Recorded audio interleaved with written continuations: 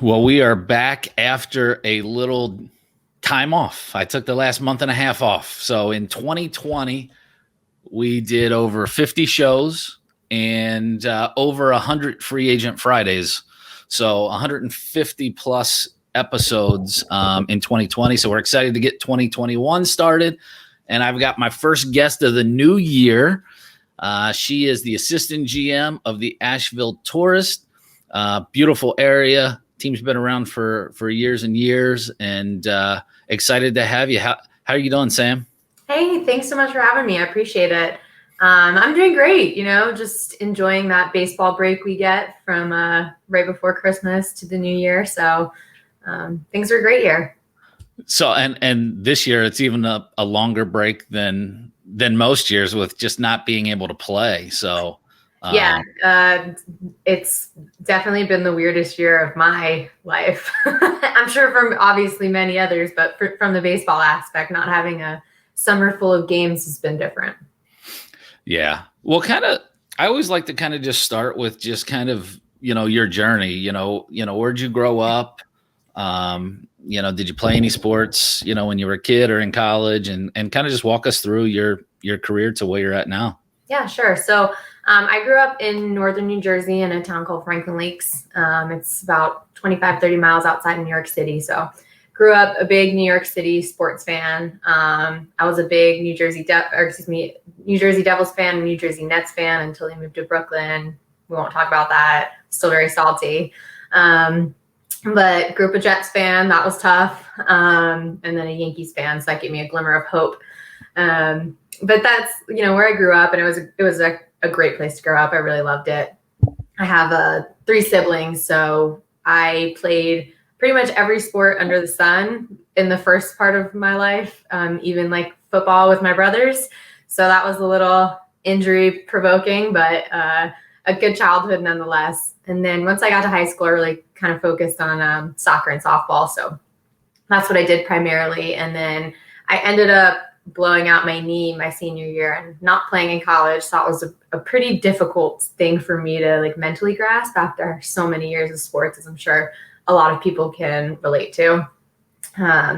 So I just kind of really didn't know what I wanted to do in school. I didn't really understand that there was this whole like behind the scenes side of sports that you can work in.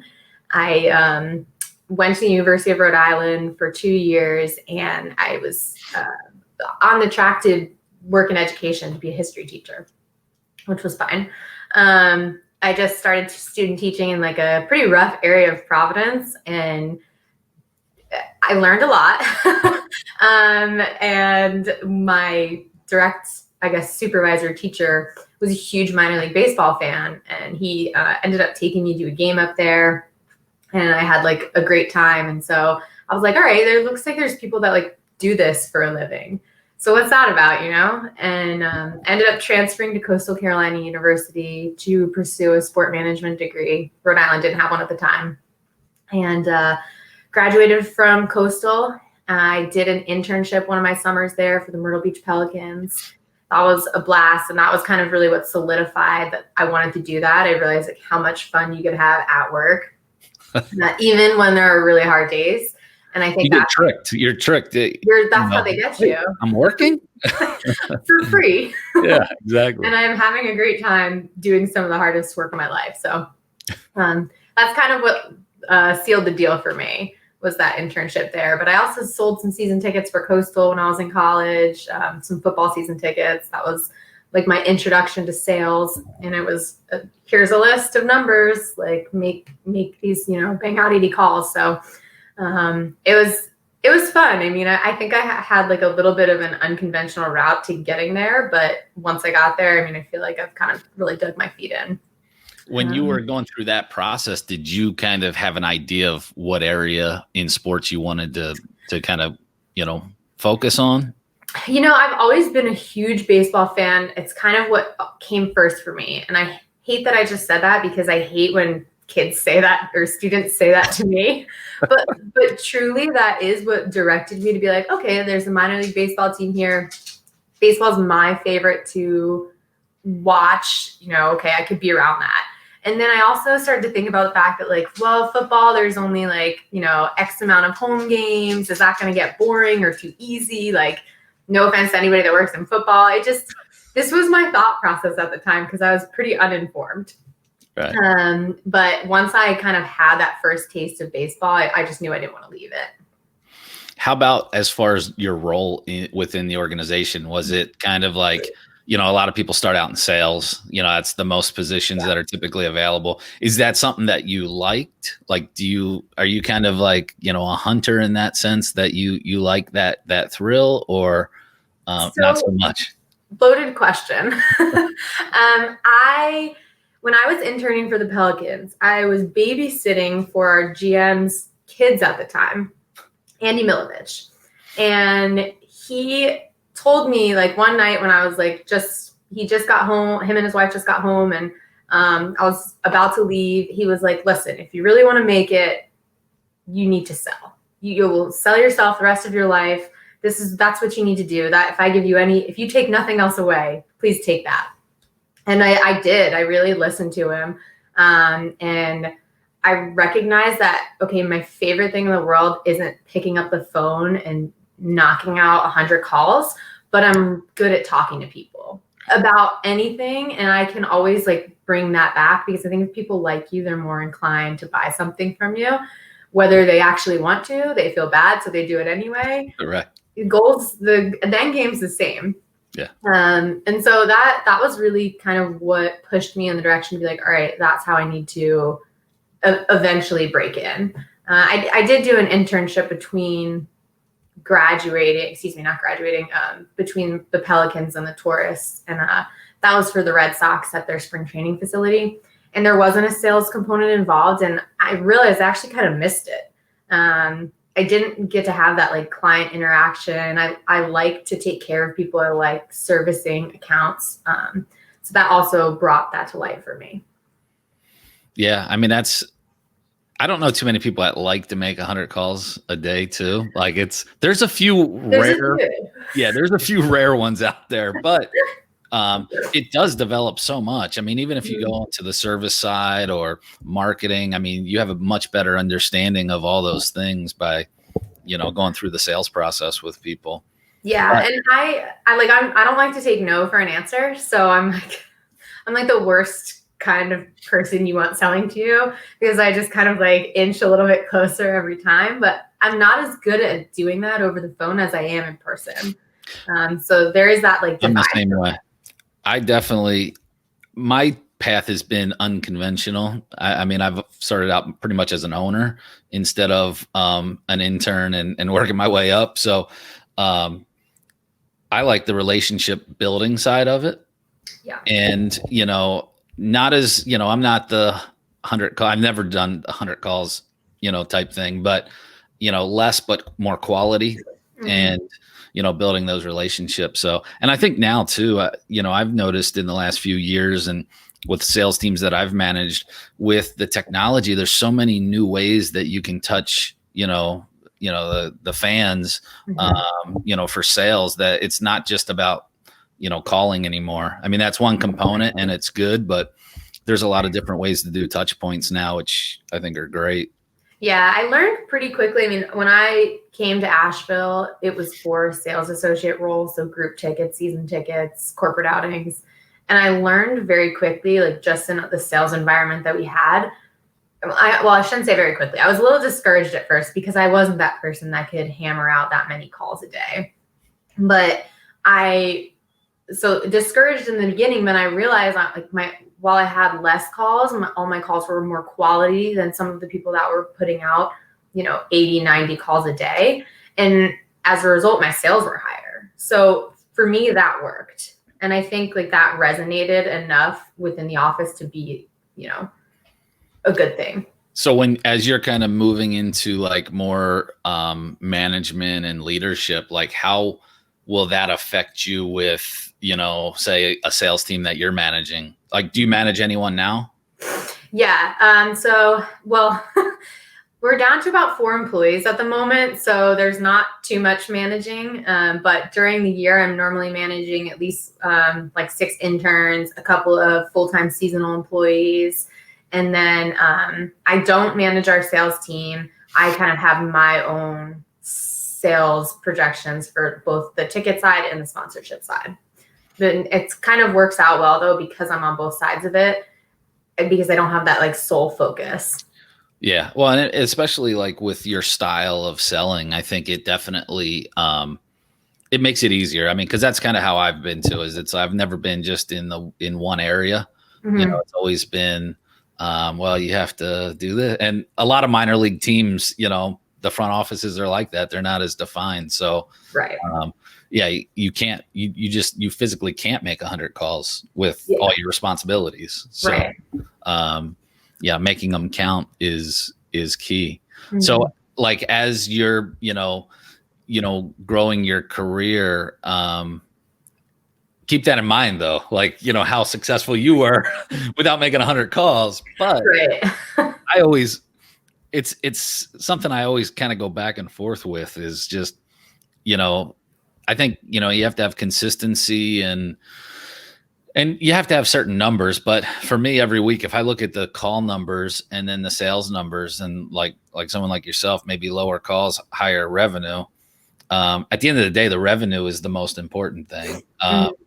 But if somebody's making 100 calls and they're not closing, what good is that? They could be doing more damage than good. So, but it's a good way to kind of, for me, to get in and help the sales team. You can identify who needs help where, based on that. But I'm a big believer in, LinkedIn Sales Navigator. I think that's been huge. Just social selling, Twitter's been good. So there's all kinds of ways, and, all this new, tech stuff out there that I don't even comprehend some of it, the texting and the everything else. So. Yeah, I mean, I think it's just the game is so much more layered now from a sales standpoint. You can't just do one thing. You have to do them all, and you have to do them all well. So it's different than it was even just a couple years ago. So going back to your pre-Pelicans internship. So you said you were babysitting for the team. So now, was that planned for you to do that to kind of get your way in there? No, that was actually during my internship, and it was just kind of one of those like, hey, can anyone babysit tonight? Like, and I was like, yeah, sure, I'll do it. I'll take some extra money. Okay. Yeah, it was an unpaid internship, so I had to I was actually like waiting tables in the morning and then working the game, and then like sometimes doing something if we had a day game afterwards, just to kind of make it work. And I think like you're probably right on that border of when interns started getting paid and didn't a lot of times. And yeah, I would say I think I'm like right at the tail end of when it like wasn't socially okay anymore. Because right. Because I didn't get paid for the Pelicans, but I did get paid for the Red Sox. So that was actually like not bad pay. If we had a game day and I like hit overtime, like it was a good week actually. My kid went to elementary school right next to the Red Sox spring training new stadium that they built. Yeah. And so that's a pretty cool facility. Yeah, they did a really good job with it. And I mean, there's so many little details that you don't even know that when you're there, but they're just cool. I don't know, like the rooftop was all built like plane wings. Like they wanted that because it's JetBlue Park. And like, there's seashells in the ground everywhere. And I don't know. I just think that's cool. It's cool. And I think like the dimensions are like the exact same as Fenway, right? Like the outfield. Yeah. And the scoreboard is the original from the Green Monster. Yeah. It was in storage in like North or South Dakota. And then when they built JetBlue, they drove it down. Wow, that's weird. That it's fun fact. Yeah, I love that area down there. That's great. I've been to a few of the games.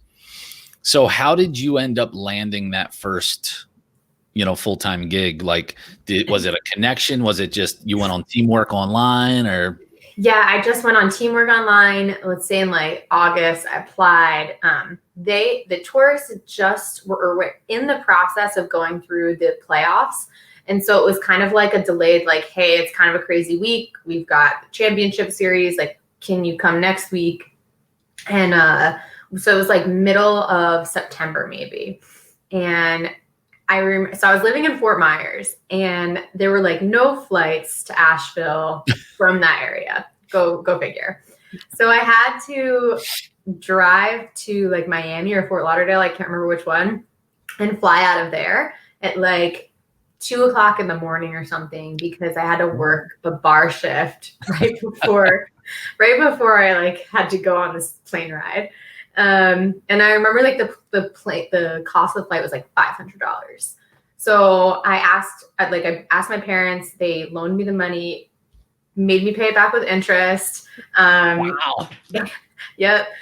My You dad better get that damn job. Right, exactly. So I drive there after work. I hop on the plane. I have like a layover in Atlanta. I get to Asheville around like 10 a.m. Haven't slept. Like, I'm exhausted. Just worked like a full day at the bar. And I had like a full day interview from like 10 o'clock. Like, I talked to the owner, I talked to the GM, I talked to the assistant GM.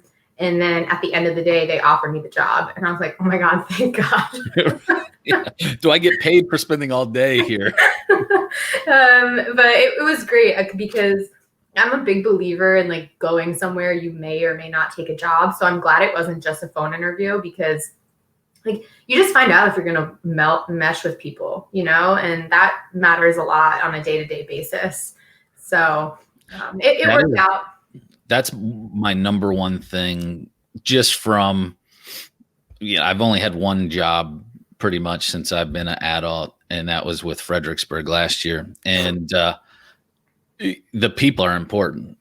And, I think that that's an area that as I look for my next opportunity, I'm going to be very, very picky on, because you want to make sure that, you do mesh well. It's people that just all of that. There's so much that goes into it to be successful. Yeah, it really matters. So the people that you put together matter a lot. And I think that gets overlooked a lot in this industry, because there's so many people trying to get into it.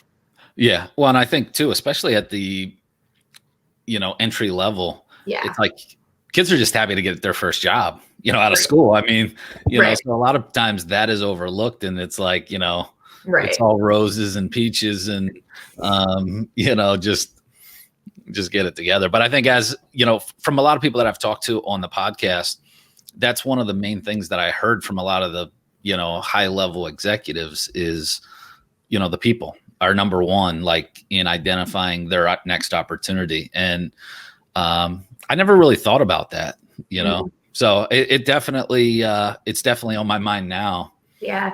I mean, I think that like you're only as good as your, like, the saying, you're only as good as your weakest link. I firmly believe that's true, because any success I've had, I think that I could push off on somebody else that was around me at the time as well. So tell me about kind of your, when you started with the Tourist up until now, because you've had a couple different positions and kind of moved up the ladder a little bit. Yeah. So I started, like I said, as a sales associate, and I want to say I started in October of 2014. And then on that, because you said that like somebody that we know, Elliot, started at the same time as you in sales as well. Yes. Did you outsell him? What? Did you outsell him? Honestly, I don't really remember. Oh, come on. I don't really just remember. Say yes anyway. I remember that we were pretty close. Okay. But I actually don't really remember who took it that year. All right. I just was hoping to bust his balls a little bit. So yeah. Yeah, I don't remember, which is probably bad. Like, I feel like that should have been like a more momentous occasion. But yeah, he actually interned though like 2 years prior with them. Oh, okay. So he did like their general internship, and then he did like a stadium operations internship, and then he got the sales job when we started that October together. Okay. So he had a little bit more of a. He had a little bit of an start for you. Yeah. Okay. I was gunning for him. So you did that for about a year. Were you liking it, not liking it? Well, so actually I was doing it. So I did it for a year, but come like, I don't know, March maybe. We didn't have like an Instagram, and we didn't have we just, social media wasn't what it was now back then. And I started to see other teams like using it in more productive ways. And I went to the owner and I was like, hey, like, can I make us an Instagram, and like I'll only dedicate 30 minutes a day, so I'm not cutting into sales time. Like, I will take it out of my lunch hour. Like, I was just wanting to do something that would help. And at first he was just like, no, you're a salesperson. And I was like, okay. But it was like probably like for me, I was like sweating asking, because I was just so nervous. And then he totally shut me down. It's like, oop, not going to ask for anything again. Yeah. Sorry.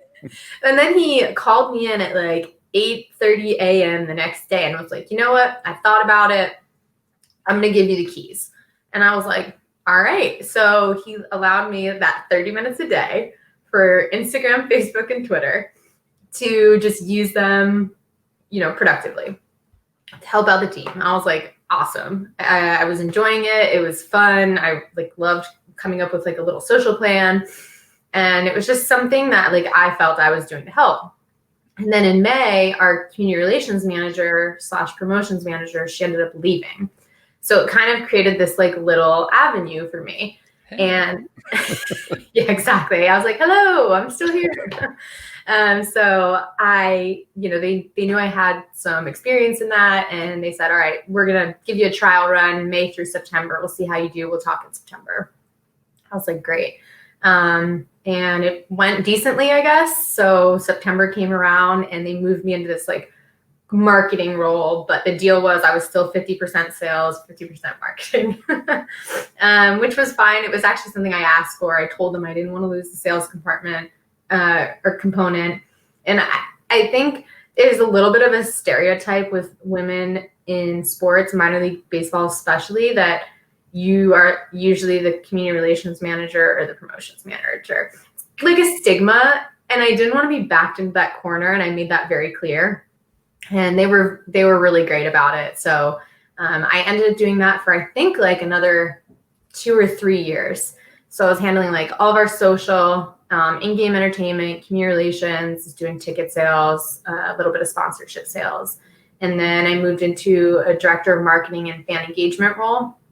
And at that, I had just finished a year of doing like taking over all of our customer service. And I actually realized that I love that. Like, I love winning someone's complaint, like you didn't have a good time, or you like have some kind of grievance with what we, our operation. Like, I love proving you wrong in a very kind way. Right. And so that's something that I really took to, and realized that I wanted that to be a part of my job moving forward. I also realized it's a huge selling opportunity. I sold so many season tickets from the guest services booth. And it's just because it's just, like I said, face-to-face time is what I'm a lot better at.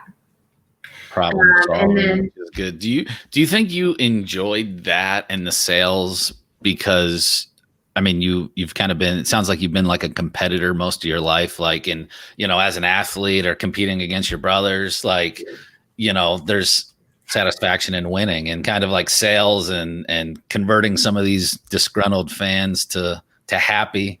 Yeah. It's kind of like a win.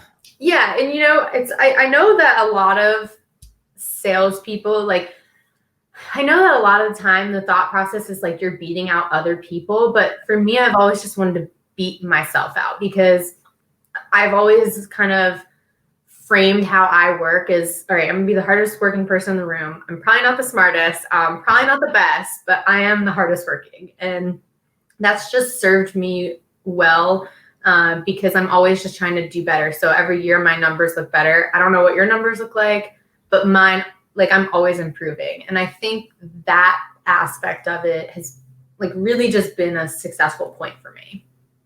Yeah, no, I think that's cool. And I had a softball coach who was like a drill sergeant, like ex-military, like coached the football team as well. But like, I think he got let go from coaching the football team because he was like too hard on them, but he was still coaching us. Wow. Yeah. So like he was like, I loved him. Like I didn't want anybody else to coach us, but he was not like a pat you on the back. He was like, show up, do your job, but like just doing your job is never going to win you anything. Always go above and beyond. And so that's always stuck with me. And so you're not watching the clock, like, it's you're not 9 to 5 or 9 to whatever, it's like you do what you have to do to get the job done.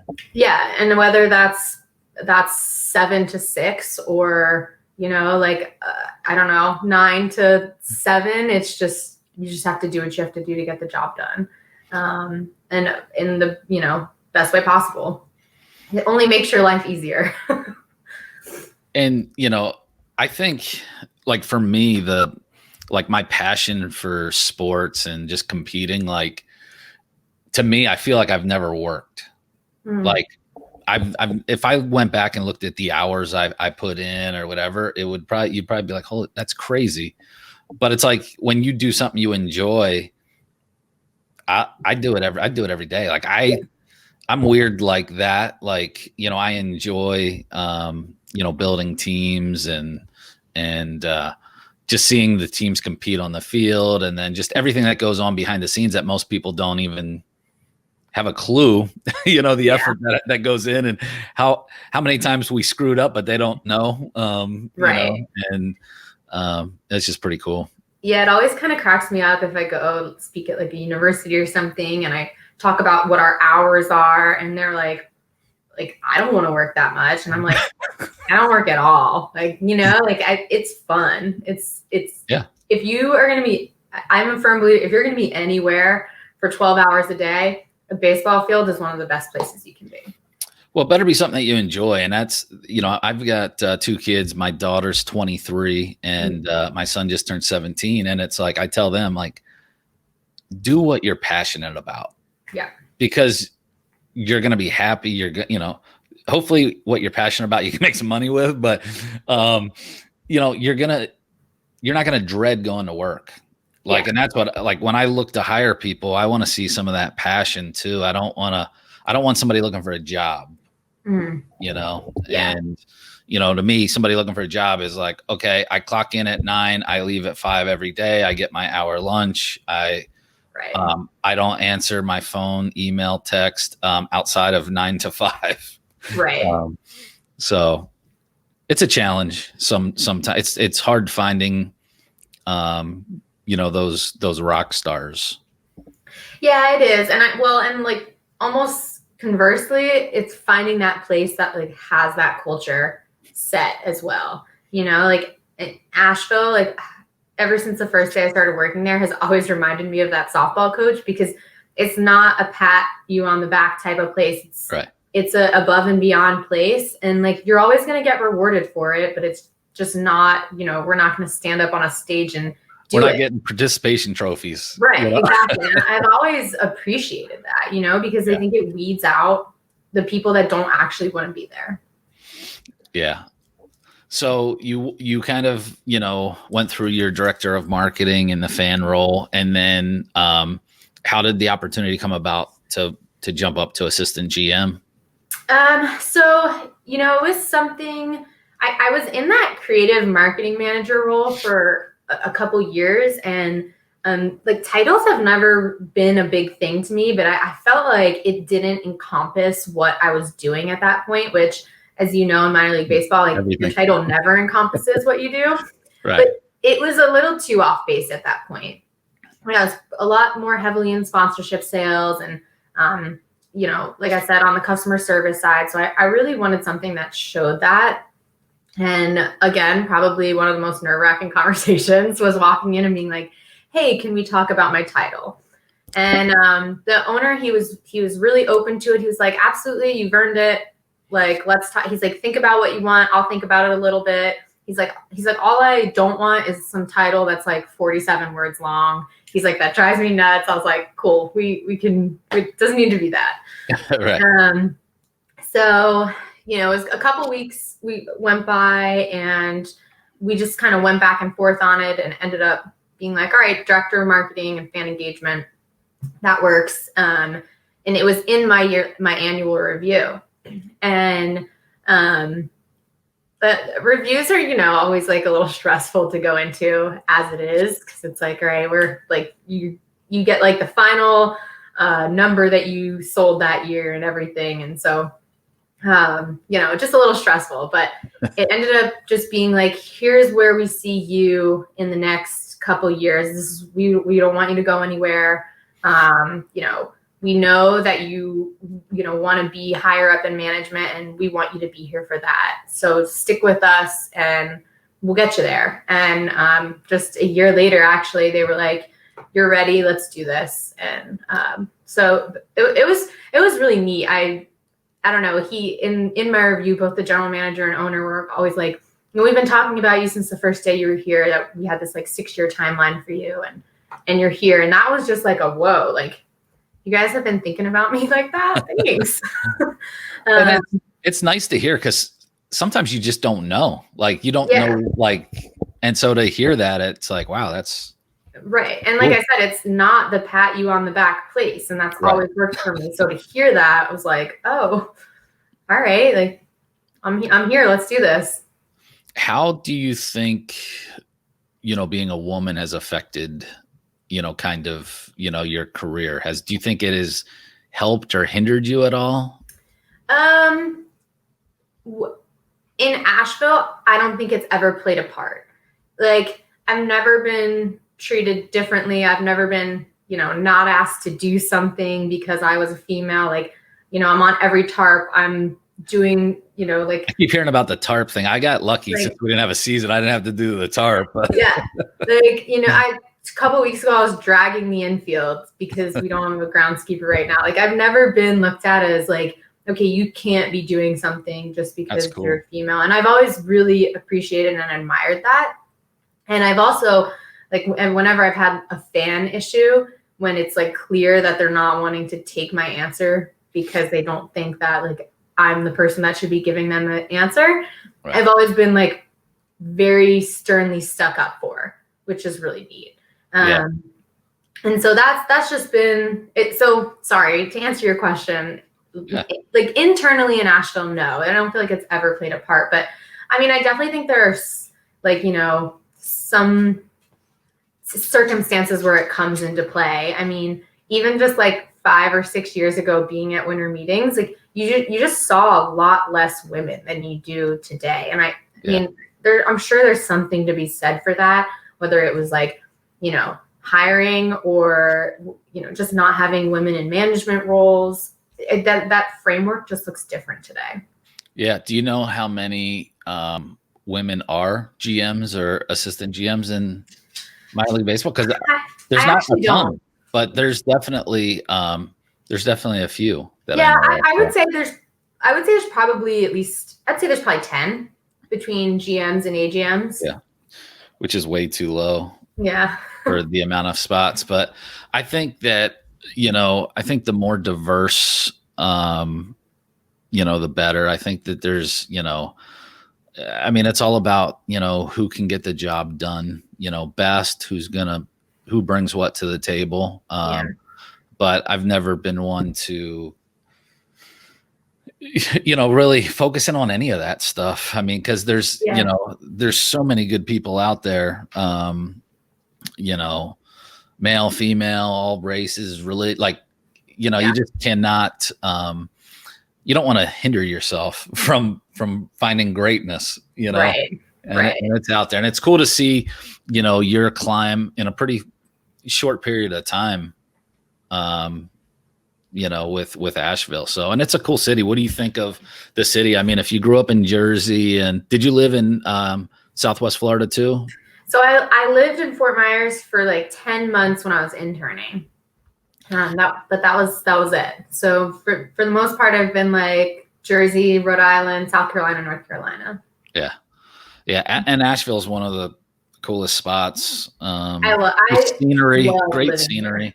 So how is it though? You know, you are in like a historic ballpark. And when I say historic, it's like not like 30 years old. It's like old, isn't it?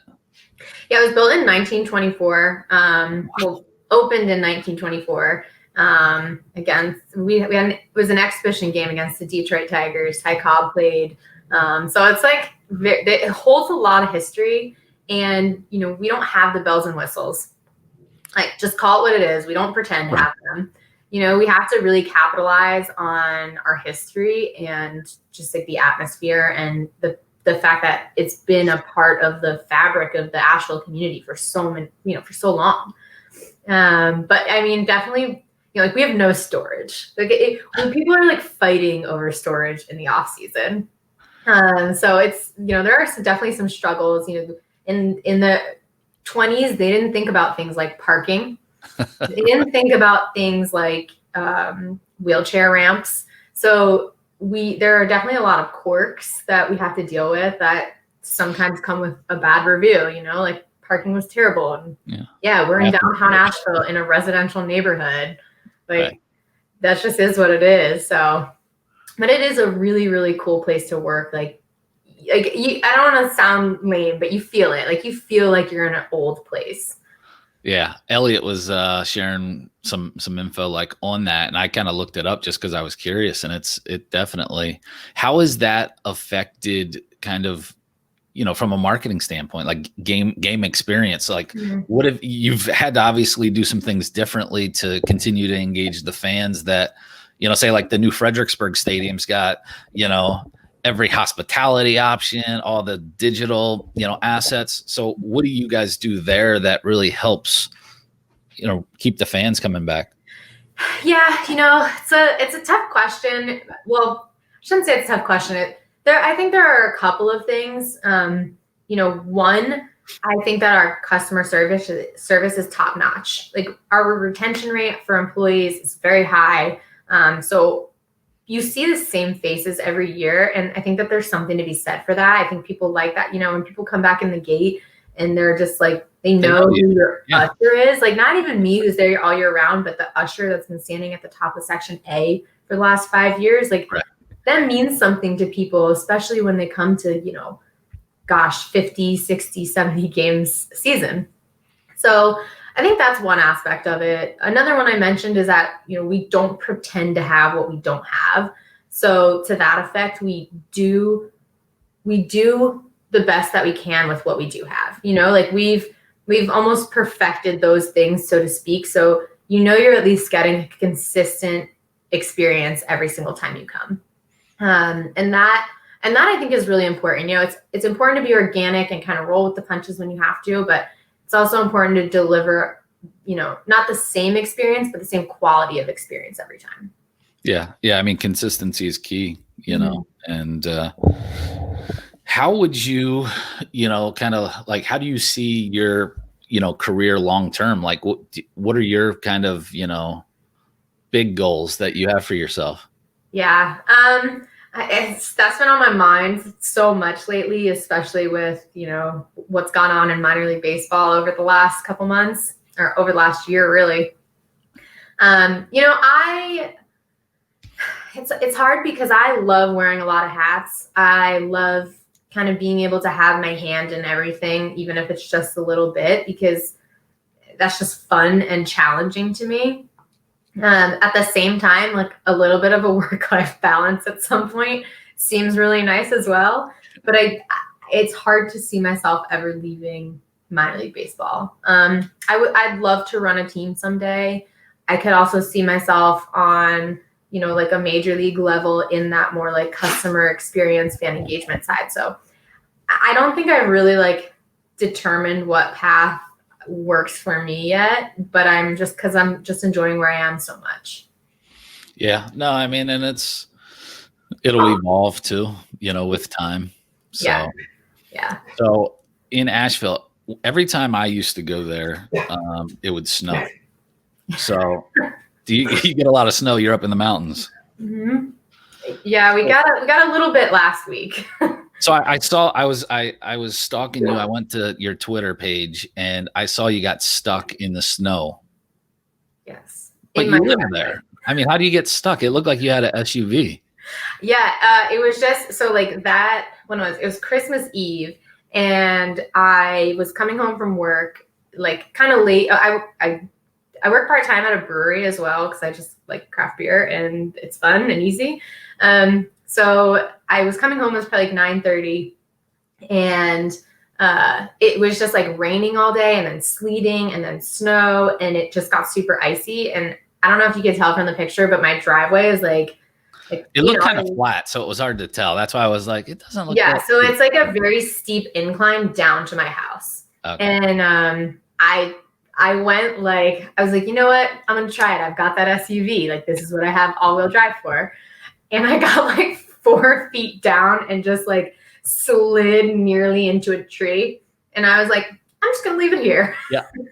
Threw it in the car, put my brakes on, my emergency brake on, and called it a day. And I couldn't get it out on Christmas. It was Sunday, I think, that I was able to actually get it out. The best part I saw though was that you ordered Bojangles, and that's one of my favorite spots when I go up there. Yes, I ordered. Like, I was just like, I don't know. You got a lot though, didn't you?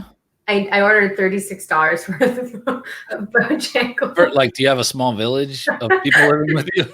Just me. Well, you got food for a week then. I was just like, what if I want something, later today? I don't know. Maybe maybe I won't have any leftovers. I like to eat. So yeah, the guy did. What was that? I'm sorry. No, I was gonna say, so outside of baseball, like, what do you like to do? What do you do in your time off when there is time off? Travel, but I travel as much as I can, just because that window for us is so short. So normally in the fall, I'm traveling a bunch, whether I like go see my parents or go see friends in other places. I don't know. I like to hike. So, and before it gets too cold up here, do a bunch of hikes. I paddleboard. So again, before it gets too cold, I just do a lot of paddleboarding. There's a couple lakes and rivers around here. But yeah, enjoy some craft beer in Asheville. There's no shortage of it. I was going to say that's a pretty big hotspot for craft beer, isn't it? Yes, very big. It's like, I don't know what the number is, excuse me, anymore, but it's like 50 or 60 breweries within the county. It's crazy. Do you have craft beer in the stadium? Yes, we have over 30 craft beers in the stadium. Oh, wow. Yeah, so I don't know if you know this, fun fact, maybe Elliot told you. Thirsty Thursday started in Asheville. It was started in the 80s, and we have the trademark for it. So Thirsty Thursday is like a very big deal at McCormick Field. And because of that, we've got over 30 beers on tap. And it's just, I'm sure everyone else is having a great time. Me, however, You're just watching. I'm on edge for 5 hours. But yeah, a lot of beer. So how is North Carolina now with COVID? Are things kind of opening back up? Are you guys kind of getting ready for the 2021 season, or are things still on hold from an operational standpoint? So things are pretty limited right now, and they're actually about to like constrict them even more just after the new year. I think on the 2nd, you can't serve alcohol after 7, and restaurants are indoors at 30% capacity or something. So it's definitely still very tight, but I think like cases here are rising pretty rapidly right now. I think part of the problem of that in Asheville is that it's such a tourist destination. Like working at the brewery this fall was kind of alarming, like how busy we were, because I think people just they want to get out. Yeah. Yeah. And so, it's like hard, it's hard to blame people at some points. It's just hard to sit at home, I guess. But anyway, so things are getting more restricted after the new year. So we are planning for the 2021 season as much as we can, but like we don't have a schedule yet. I was going to say, when's that expected to come out? I just saw that you guys are at Advanced Day, was it? Yeah, so we got an invitation from the Astros to join their system as the Advanced Day team, which is a jump for us. So that's exciting. Yeah, and then how does that work with like scheduling and all that kind of stuff? Because I Yeah, know none of the leagues have a schedule out. no, and it's not very clear, honestly, right now, when either we're going to have a schedule, because every team needs to sign their invitation before. I keep seeing that word. We've been invited. So Yeah. what does that mean? They sent you a letter, say they want you, and now you have to accept. In my opinion, it means we received a contract. Okay. I see that in every press release, and I'm like, why is it worded that way? Strategically. Yeah, exactly. Because there still is a lot of like back and forth to happen. I think that's been one of the hardest parts of this process, is like not being able to fully explain that like receiving an invitation is just step one in like a long line of steps that we still need to hit. So until every team signs off, we may not have a schedule. I don't know. I don't know if they're going to make some, are we going to have an abbreviated schedule because spring training, they're talking about bringing in the major league guys and the AAA guys, getting them out, and then bringing in AA and single A. How does that affect the start of, 2 years ago, we started on April 4th. Are we not going to start till May now? It's just all very up in the air. It makes it tough when you're trying to sell. I mean, we did a good job up in Fredericksburg during COVID, but yeah, it's tough when there's a lot of unknowns. You just have to go as if things are normal and move forward and make adjustments as they come up. That's what we really do. I think the nice thing is our owner, he's a boots on the ground guy, so he's there every day, and nice. He's just a smart guy, and he has been like almost anticipating every outcome that could happen. So like we have plans if we can only open the ballpark at 10% capacity, 15% capacity, 50% capacity. And then we also have plans in place that like, okay, maybe we can only start at 5% capacity, but in June we can go to 50%. So, right. If we're at 10% capacity at McCormick Field, which holds 4,000 people, I mean, you can do the math. That's not a lot of people, especially when they all have to be 6 feet apart. So it comes out to even less. Do we even need group sales at that point? Can we sit people as a group? Probably not. So there's a lot of those little things that are, you just don't think about, like, oh, wow, that takes our 1,000 number down even more. And it stinks, but it's like the harsh reality of what's happened. Yeah. And hopefully, the vaccines, get out and are successful, and we can get back to, filling the stadiums up again and having a lot of fun. Cause I think when it does open back up, I do think people are they're so ready to do stuff. I think, there's going to be some that are, a little hesitant at first, but I mean, people, you could see it just from, your craft beer spots. I mean, people want to get out and go, but, one or two more questions. All right. Yeah. So the best place for food in Asheville. So if I come to Asheville, where am I eating? There's no shortage of good food here. Do you like barbecue? I love barbecue. All right. 12 out of 10 recommend 12 Bones barbecue. It's amazing. Yep. It's amazing. Probably my favorite barbecue in town. Like, all their sauces are good. That's where I usually send a lot of people. 12 Bones barbecue. Nice. I'll have to check that out. Mm-hmm. Elliot I would talk about barbecue a lot because that's what I would get for lunch a lot up there. So nice. I will bet that would be. Yeah, I'm gonna have to check that place out. But no, I mean, I appreciate you joining me. I think it's kind of cool to see your journey and drive and getting stuck and getting Bojangles. That was great. That's the life that I live. No, well, definitely people out there, if you want to reach out to Sam, connect with her on LinkedIn. We'll have some links in the description, and hope to have you back on again later in 2021. Sounds good. Thanks so much for having me.